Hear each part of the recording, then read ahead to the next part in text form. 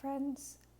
This evening I'm going to be doing a tarot reading with my Threads of Fate Oracle deck for David. And I've already chosen the cards at random and wrote down some notes about this spread.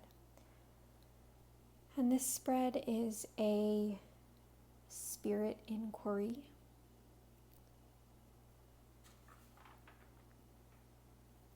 And I actually did this a little bit differently. For the first card in this spread,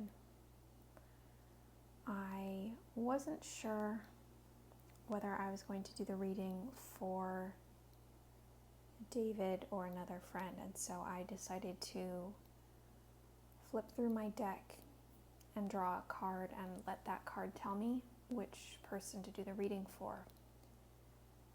And the card that I drew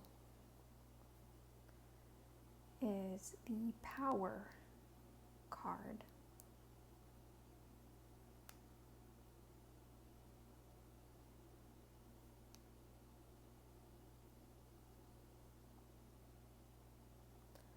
And that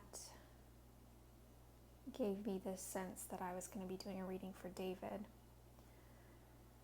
with the staff on the card calling to mind his staff that he has with his druid work. And the Power card is a fire card, and it is a reminder that inside you lies an infinite source of power that you may call on whenever it's needed. And other people may seek to diminish that light and that power throughout our lives, but we never lose the ability to call it back and nurture that light inside of us. We can think of power like the sun. When the sun goes down at night, it's not gone forever. It just needs time in order to be called back. With the Power card, it is reminding us also that we need to clear out our center of any feelings of unworthiness or self-doubt. We need to know our fullest potential. We may feel disconnected from that personal potential and that personal power during times of stress, but we can always bring back the light by honoring our feelings and our experiences and transforming that weakness and that feeling of powerlessness into strengths.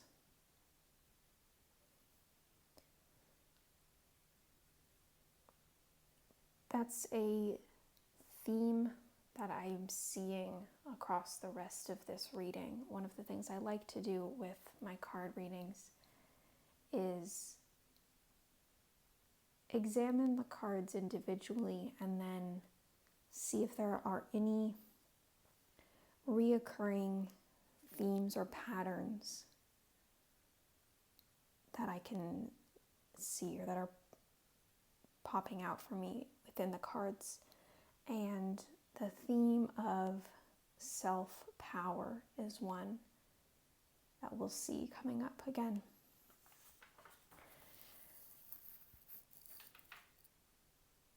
So with that card setting the tone of this reading, this is a spirit inquiry spread. And the first card in this spread is a message from the universe, a overall message from the spirit. And that card that I drew is the Get Creative card.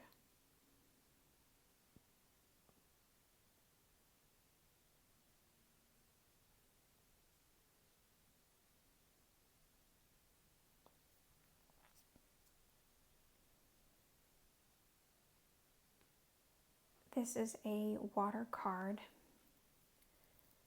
and the creativity Get Creative card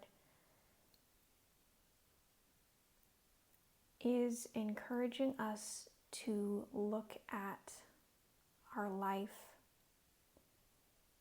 and I think within the context of this reading, look at problems from a different perspective. There are a lot of cultural stigmas about creativity and what is expected from us and how we are expected to use any sort of creative spirit.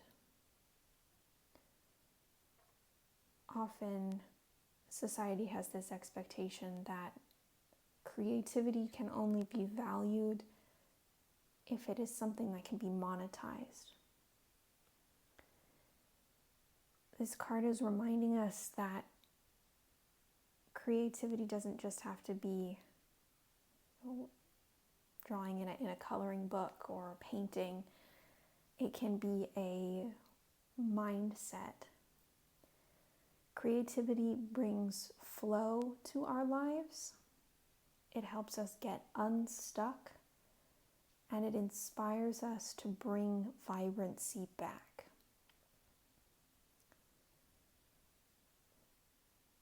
So again, that theme of calling back that light, that vibrancy that's been diminished.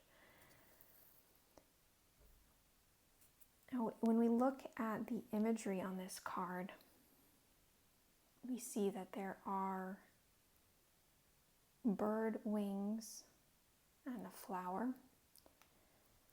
And in the guidebook, it says that the symbolism is a crow.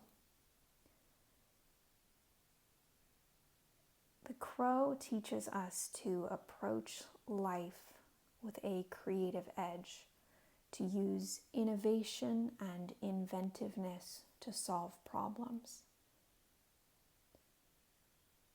What we can also take away from that is that the universe is providing you with the tools.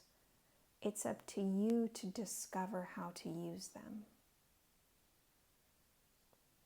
And the flower on the card is an iris, which is helpful if you feel stuck in a routine and need help finding the beauty in the unexpected.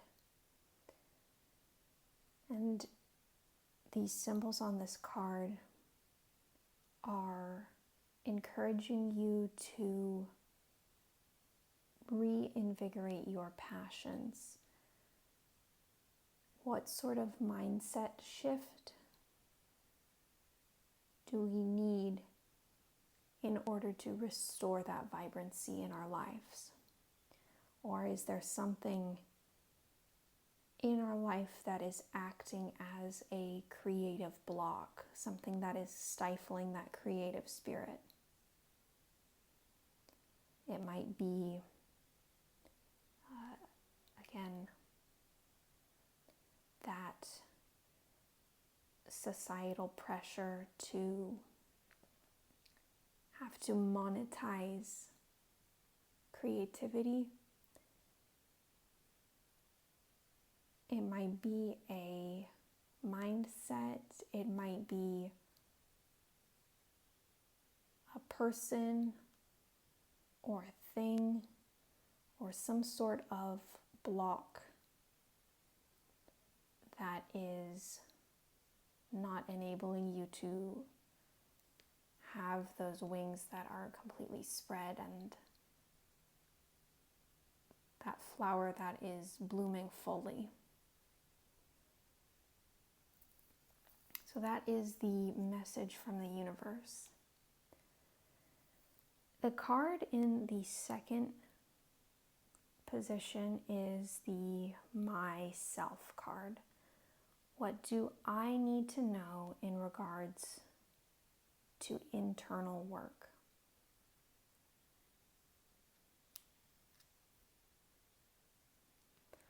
And that card is the manifest card.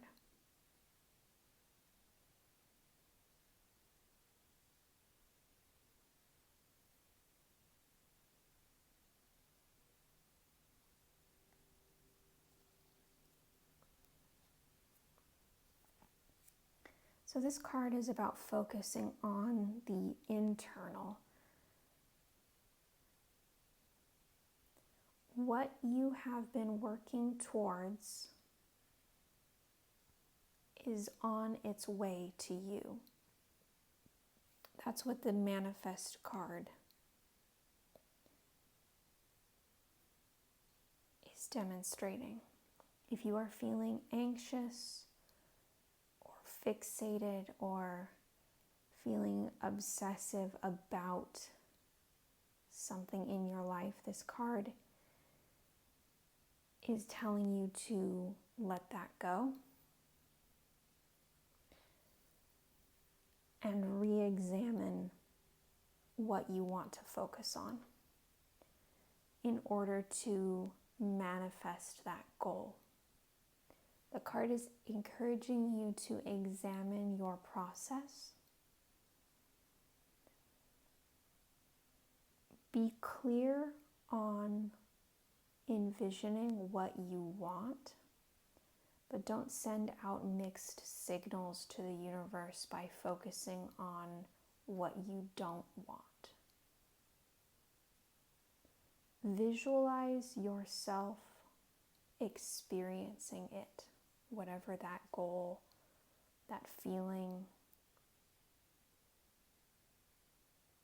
that emotional state. Visualize yourself embodying it and being it and immersing yourself in it fully, and then release it. The manifest card is encouraging you to not focus too much on the idea of what you want. Trust that the universe will open the gateways that you need. When we are looking at the symbolism on the card, we have the bison skull. And the bison is reminding us of the interconnectivity of all things. It's reminding us that all things can be useful, whether we welcome them into our lives or learn from them and release them. There's something to be gained from every experience, every interaction, every step forward. Even tiny things can add up to big results. And with the ripple effect, every person that you engage with sends power into the world. Again, calling to mind that inner power that we're looking for.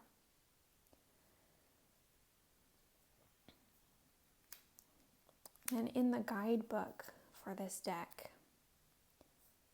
it mentions that the stones around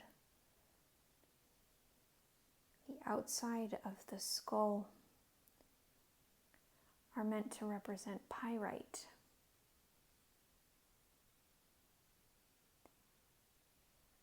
And the pyrite encourages us that if we take the steps and actions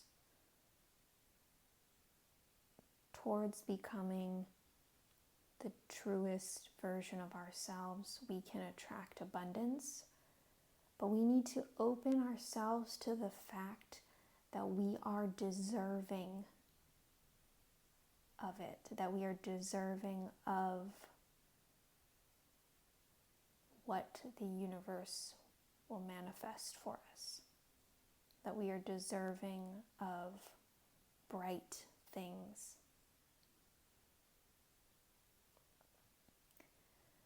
The third card in this spread is my work. What do I need to know in regards to my work in the world?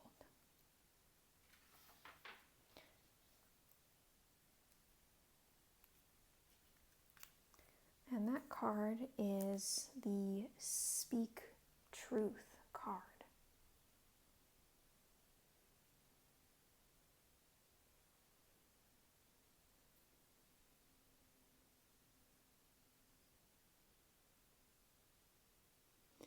I find it interesting that we have a weapon, a sword, on the Speak Truth card.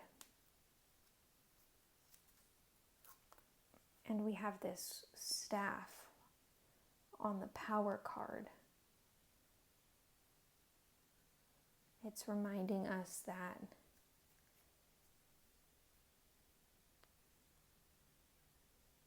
our power doesn't necessarily have to be what we would consider a conventional weapon. And that speaking truth can be more powerful than we might initially imagine as well. So the Speak Truth card is an air card. So we have a pretty wide variety here. We've got the fire, we have the water of the Get Creative card, the fire of the Power card. We have another fire in Manifest, and we have an air card now. And the Speak Truth card asks us what needs to be brought out of you. And this is going beyond just speaking and into embodying. Your soul, heart, and body are always trying to communicate with you. We have a light inside us that we need to nurture into a flame instead of giving others the power to extinguish it. We need to remember that we ourselves are the only ones who can hold that power, but that we need to nurture it within ourselves. We need to breathe life into it, to embody it, and to embrace it. The Speak Truth card is representative of transparency, intention, communication, and clarity. Listen to what your spirit is trying to tell you. And find the courage to express what's in your heart and manifest your desired reality.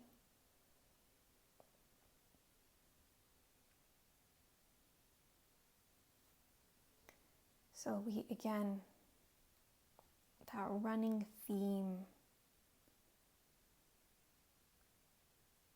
of nurturing that power and nurturing that light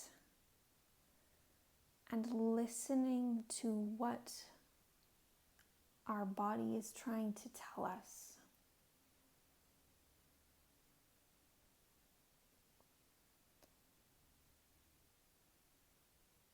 A lot of times, I think people tend to look externally for a sign from the universe.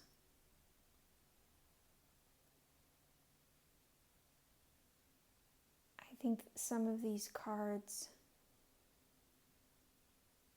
are reminding us to look internally and recognize that, oops, low battery. Let's hope that I can finish this reading before my phone dies. All right, we are back. Had to charge my phone.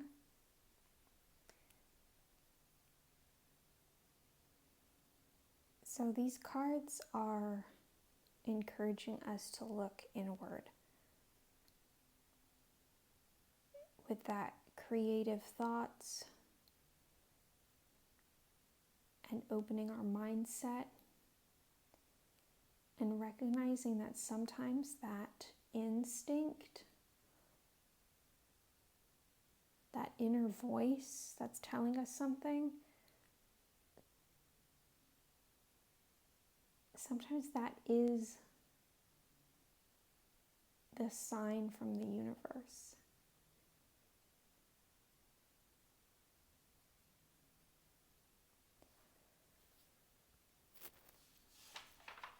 Now, the fourth card in this spread is the relationships card.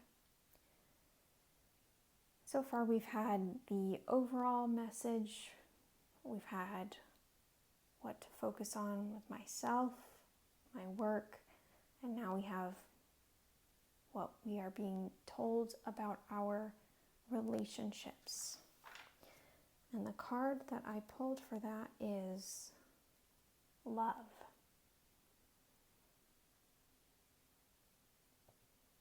Which I thought was pretty interesting for this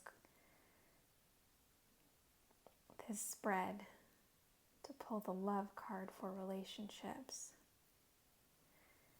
But what's also important to recognize is that this is the love card, not lovers. And this is a card from the ether suit. So we have these very grounded elemental cards. And then for relationships, we have this ether card. And this card is asking you to witness how love lives in your life. And it's an invitation to examine love in all facets of yourself. So again, calling to mind that internal examination. This is love, not lovers, in that it's asking you to look at yourself, your love of others and love of self. An important aspect of the love card is examining your boundaries. By giving of yourself entirely to others, how are you neglecting to love yourself? Again, remembering the pyrite on the manifest card. Are we fully allowing ourselves to accept the gifts that the universe is offering to us? Are we allowing ourselves to be kind to ourselves, to feel that we are deserving of good things? This card is also asking us, How do we feel seen or heard in love? How do we give voice to our passions and joy? How do you feel balance in your relationships, in your friendships, and in your work? Do you trust and respect yourself? Do you allow yourself the space to feel deserving of love? This card also reminds us that love is a choice, in that you can choose who you want to be with, and you can choose who you want to be. You can choose how you connect with others, and you can choose how you connect with yourself. And to truly have self-love, you must have self-awareness.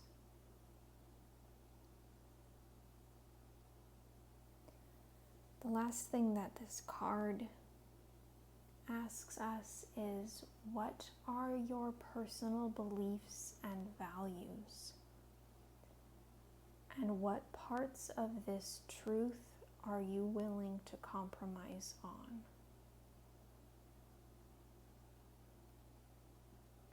And in compromising, are you giving away parts of yourself? Are you being truthful to the you that you want to be? Are you honoring that self?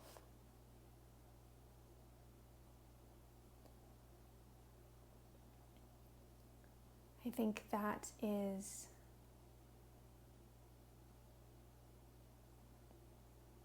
the last theme that has appeared through this reading, and that is of worth, of being worthy and finding that self-worth. So in this reading, I'm seeing the themes of self-power, of nurturing, and of communicating that worthiness. I hope that this has been helpful. And I like to end my card readings just by repeating my personal relationship with tarot and oracle cards. And that is that I believe that these cards can serve as a mirror. They are just giving an image to what is already present and what is already in the world.